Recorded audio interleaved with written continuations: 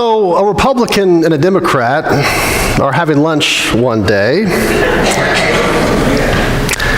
and they begin to argue about religion. The Republican says to the Democrat, "You Democrats aren't even religious. In fact, you're so anti-religious, I bet you $20 you can't even recite the Lord's Prayer." The Democrat, fuming, says, "We are too religious, and I'll take you up on that bet. I sure can recite the Lord's Prayer." Republican says, "Fine, prove it." Democrat begins with, "Now I lay me down to sleep." The Republican says, "I can't believe I just lost $20.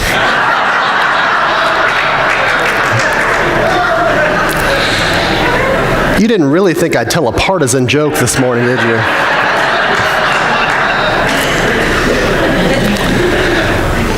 I mean, the truth is, we'd all rather prove each other wrong these days than work together on what's right. We'd prefer argue about who's the most religious or patriotic than find solutions to the concerns we all share as human beings.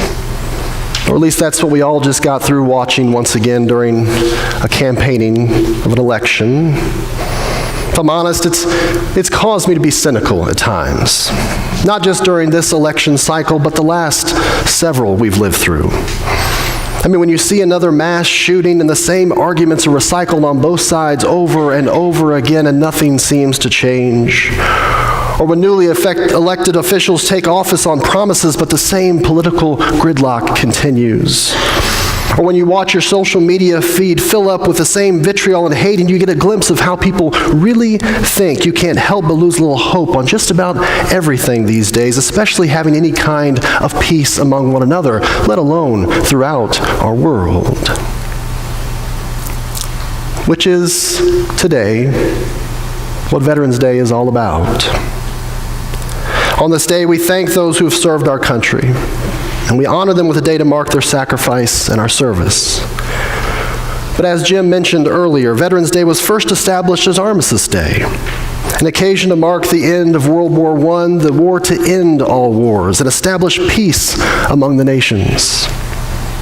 On this day, 100 years ago, President Woodrow Wilson said of this observance, "To us in America, the reflections of Armistice Day will be filled with solemn pride in the heroism of those who died in the country's service and with gratitude for the victory, both because of the things from which it's freed us and because of the opportunity it has given America to show her sympathy with peace and justice and the Council of the Nations." While I don't think Wilson was referring to our scripture reading this morning, his words do reflect a similar kind of hope that God seems to have for all of God's people. A day when all nations will gather atop the peak of the highest of the mountains, and despite our differences, despite our diversity, despite all that separates us now, Isaiah says we'll somehow scale this mountain together, and then we'll gather in God's kingdom in the name of justice and peace. My favorite part, of course, is how we get there. I wonder if you remember. They will beat their swords into plowshares, their spears into pruning hooks. Nation shall not lift up sword against nation, nor shall they learn war anymore. I don't know about you, but that sounds like quite the mountain to climb these days. Don't get me wrong, it sounds beautiful. Almost too good to be true. Which I suppose is the reason my cynicism questions its feasibility. I mean, can you honestly imagine such a reality? There is one person, at least, who could. In the Garden of the United Nations is a statue given by the Soviet Union in 1959 entitled, "Let us beat swords into our plowshares." I think we've got an image this morning. The bronze statue depicts the figure of a man holding a hammer in one hand and in the other a sword, which he's making into a plowshare, symbolizing man's desire to put an end to war and convert the means of destruction into creative tools for all of humanity. Which I can't help but wonder is what we need more of these days. More visionaries than cynics. More dreamers than doubters. More idealists than pragmatists. I know that might sound counterintuitive. After all, isn't that the reason we're cutting back on the arts and humanities in our public schools? Not exactly essential curriculum like math and science when you boiled it down to what's really important, right? And yet I heard a colleague one time tell of a conversation he had with an aged Hopi Native American woman in Arizona. "Tell me about your children," he asked. She replied, "Well, I have 2 sons. One's an engineer. One's a poet." You know, it's interesting. The poet is the more practical one. You see, if peace has any real chance, whether it's in our neighborhoods or among the nations, it has to start with looking beyond probabilities and toward possibilities. That through us, God can make God's vision a reality, that something can happen, that something can change, that somehow, some way, our minds and our hearts can be opened to such a reality. I mean, isn't that where it started with people like King and Gandhi and Mother Teresa? A dream. And not just one dream, but hundreds of thousands of tiny dreams that one by one made possible the seemingly impossible.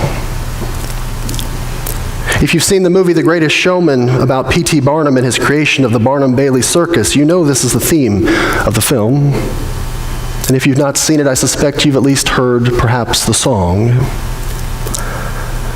I think of what the world could be. A vision of the one I see. 1,000,000 dreams is all it's going to take. 1,000,000 dreams of the world we are going to make. Like in a gun buyback program right here in Atlanta last year, where the police co-hosted the event. Individuals could sell back their guns with no questions asked in order to make sure that fewer guns are in our streets. Or in rice paddies, green and lush, stretching as far as the eye can see in Cambodia. More than a dozen programs are now ridding that country of landmines and providing survivor assistance to the Cambodian people. The number of men, women, and children who are killed or injured each day by mines in that country has fallen from 4,300 in 1996 to less than 200 today.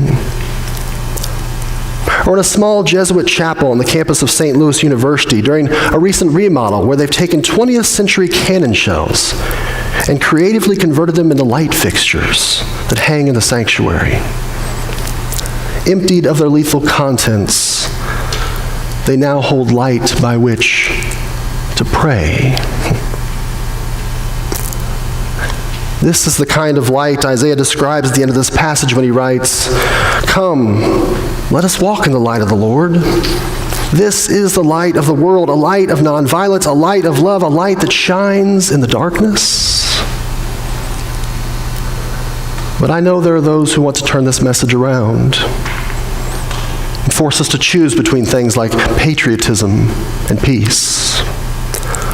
They point to passages in the Bible where God tells God's people to kill their enemy, all of them, not to spare a single man, woman, or child, even to take the babies by the heel and bash their brains against the stone.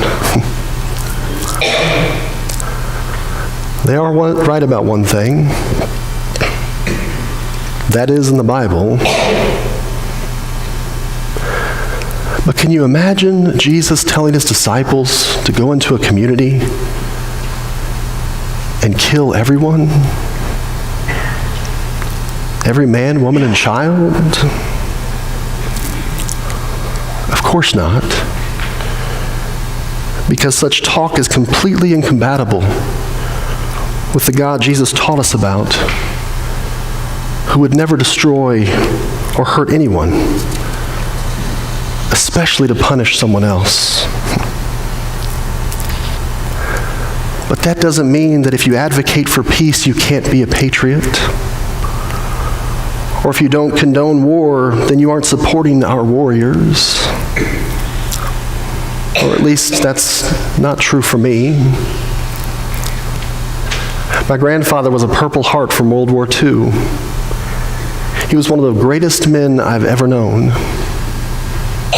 He died a couple of years ago. My father was a Green Beret who trained to fight in Vietnam. He never went. But every day to this day, he still wishes he had. One of my best friends is an Army chaplain serving right now. His wife was the associate minister at the church I served at previously. When they were at the church, he was deployed for 9 months to Afghanistan, left behind his wife and 3 children. We cared for their family while they were away. Our church sent care packages to their unit on a regular basis. And we simultaneously prayed every day that we might all move toward ending war in the Middle East. You see, our yearning for peace is not at odds with honoring the men and women who served in uniform. In fact, it seems to me the greatest honor we can pay those who have ventured much for the liberties we enjoy is to work for peace and justice and to help make a world where our children and grandchildren will never study war anymore.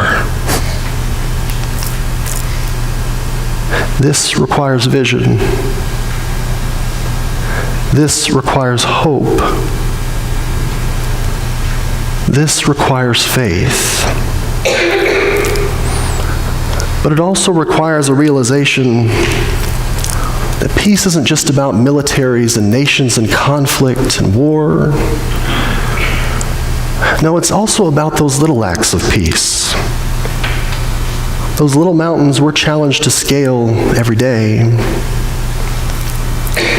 And you know what I'm talking about. Like not allowing that homophobic remark to be made in your household. Or being the only person not to laugh at that racist joke when it's told. Or not to take to social media with hate and vitriol against those with whom we might disagree. You know, it was a year ago, last Sunday, that you all called me to be your senior minister here at Sandy Springs Christian Church.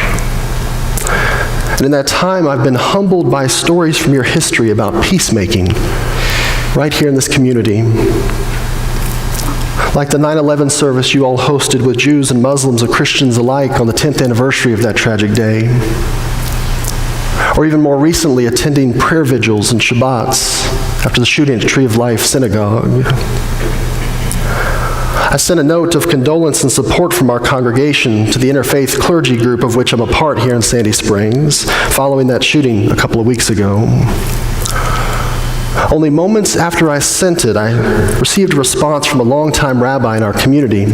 He served at Temple Sinai. His name is Phil Kranz.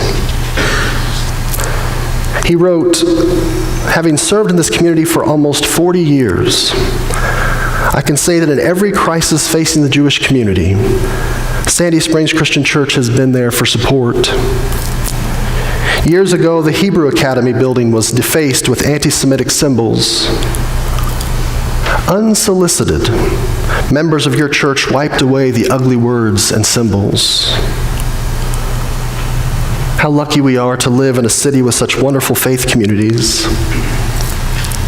In the midst of hate, we must also focus on the love that exists. You know, I've never been mountain climbing before, quite frankly because it's too dangerous. I mean, what if you lose your footing, or you're not strapped securely to the mountain, or you simply get tired and you can't carry on? There's just too much risk involved. I have too much at stake. But if I didn't have to go it alone, I don't know, I might give it a try. Having a team strapped together, pushing one another, giving a foothold here and there. Maybe not Everest, but maybe eventually. In fact, I see a mountain in the distance. Lots of people flocking to it, climbing it, in fact, more than I expected. And they have swords in their hands. I don't know, maybe it's spears, I can't tell from here, but they're turning them into plowshares. It's beautiful. It's breathtaking. I'm going to go. What do you say? Come join me.